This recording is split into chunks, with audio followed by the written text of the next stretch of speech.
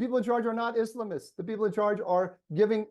Right. If you're afforded more freedom or more money, to what use do you put those additional resources? If the Palestinians are afforded more freedom and more money, to what use are they going to put those resources? For example, when Palestinians got the people in Gaza got to vote, they elected Hamas. Some people do better with more tyranny, more rules, more regulations, right?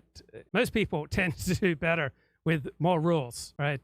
African Americans have had disproportionate success in the US military and in large corporations where there are a tremendous number of rules, right? The bigger the corporation that you work for, the more rules it will have.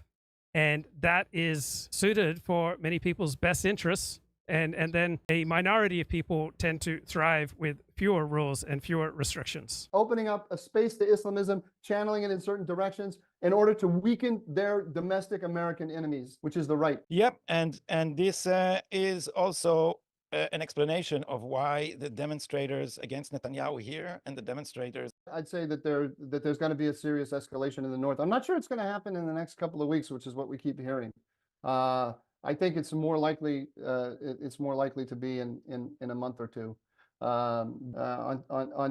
The people will either return to their homes or not return to their homes. We can sign papers. The government can do that. But if people don't return home, it means that the paper is going to be worthless. And we have to go to war with Hezbollah at one point or another. And actually, and this goes back to so many things we said about how this administration is sabotaging its own policies. If the Americans are going to withhold weapons, this can actually push Israel to increase and enlarge its first strike on all infrastructure in Lebanon.